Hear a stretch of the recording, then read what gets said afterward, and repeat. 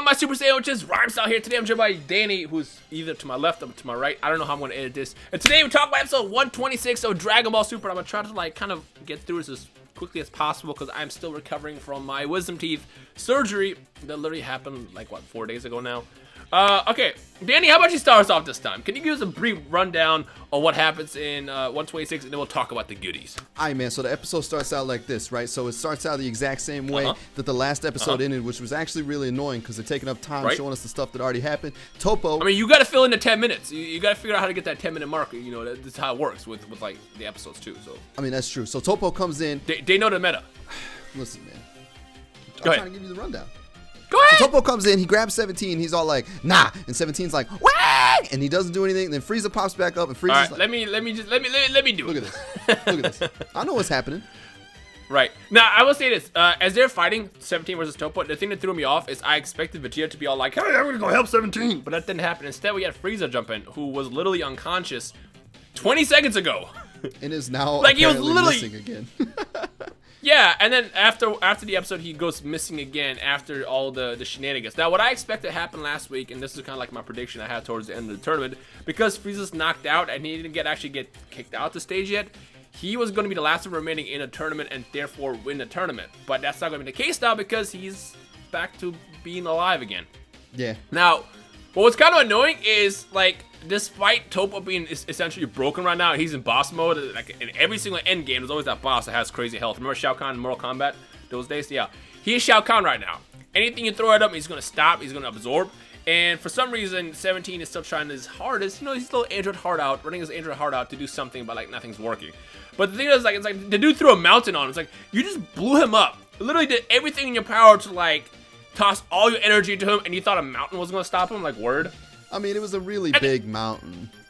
I mean, yeah, but still, like, what are you doing, boo-boo?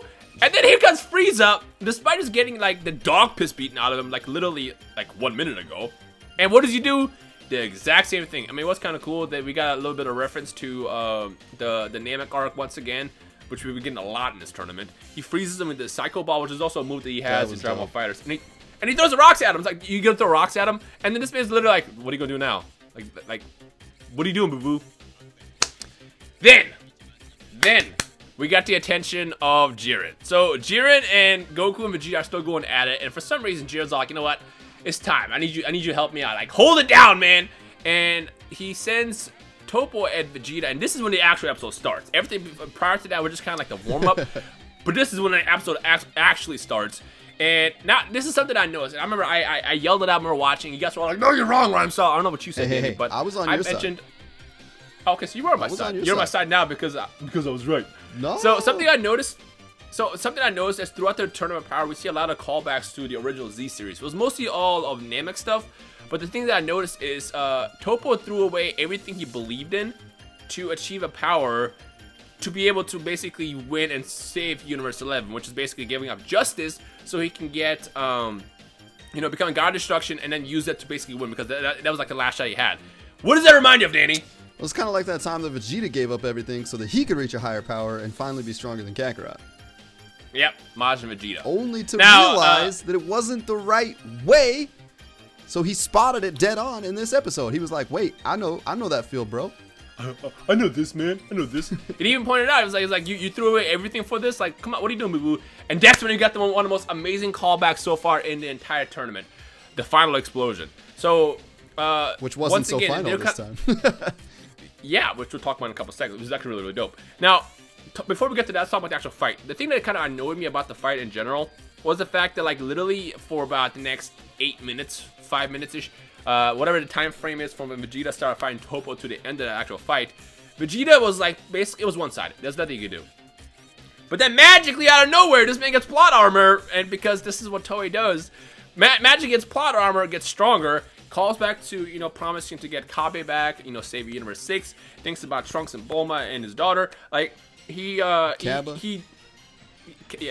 mentioned Kabe. I said Universe 6. He all of a sudden gets the power out of nowhere and stops Hakai like it's nothing. First of all, why is this man throwing out Hakai? What are you doing, boo-boo? I mean, I don't know if that would qualify as a Hakai. It was just like a blast. Like, I don't know. Well, I know he did say, like, don't kill him. Yeah. But it's like this is destruction energy. Like, can he control to the point where he doesn't actually do that? Because, like, I mean, I don't know. I mean, it's definitely plot armor, but we've seen that a lot in the past, and it happens in like every show. The hero is down, he's down for the count, something crazy happens, he finds what he needs to find inside of himself, and he's like, nah, I'm not having it, and then all of a sudden, this destruction power just brushes off of him like Toppo's throwing water at him. It's crazy. Throws water at him. You know what I love to see? You know what I love to see happen?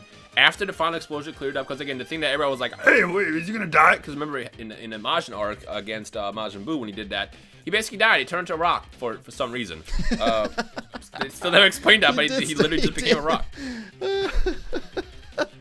He survived it this time. He was able to control it a lot better. But you know what would have been really, really dope is when the rubble cleared, if he was standing in Ultra Instinct mode. For a second, I thought that he might be, because the faraway shot, you could see like his dark hair again. Yeah. But then I was like... And he had like the shirt off too and everything. Because that would have meant... I mean, I don't know. He would have basically absorbed his own attack, but then also the destruction energy. I don't necessarily want to see that again. I don't want him to see... Because like, previously, whenever he catches up to Goku, he's done it his own way, and he hasn't copied him exactly. Which I like a lot about so I want... If he is going to achieve Ultra Instinct, then I want him to do it like in his own fashion and not just do the exact same thing that Goku did, because he's never done that before. He's always found his own way to break his own barriers. Now, what I found interesting about this entire thing is he put all his power into his blast.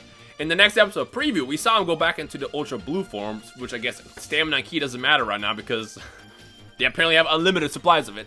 But it was kind of like weird. It's like, why are you going all in, but you still have one more fight, which is against Jiren. And where's Frieza? He's sleeping. The man had his skull crushed. I mean, he's tired. Yeah.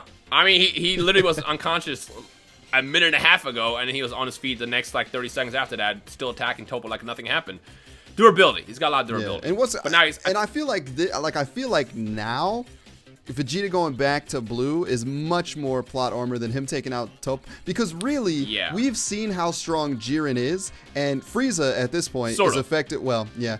Frieza we see it next episode. Is useless. 17 against Jiren is pretty useless. Vegeta at this point, unless he does somehow go blue again, is useless against Jiren. And Goku, he does go. He went blue. No. I know. But I'm saying if he doesn't, then those three characters are useless pretty much. And Goku, we've already seen at this current point in time, cannot keep up with Jiren even a little bit. So they would literally have to, or Jiren could just wipe them all out in 2 seconds.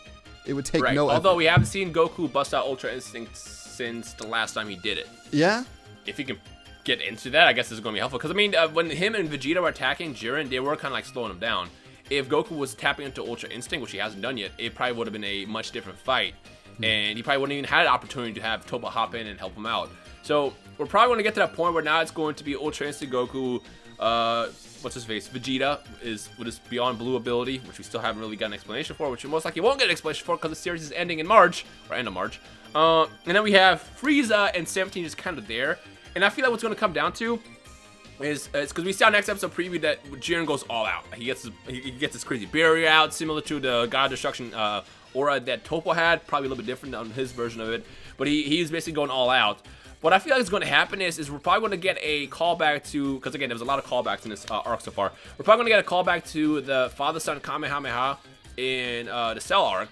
Obviously, not without Gohan. But we're going to see some kind of maybe like a key clash where everybody's kind of like jumping in, like how the Z-Warriors were against Cell. And then one last blast will come in from somebody else, which is going to be the ultimate defeat of Jiren. But at the same time, we also might get Frieza who's just hanging out, hiding, who's going to pop out like, hey guys, I'm still here at the end of the tournament when everybody's knocked out, and then end up winning by default because he's there.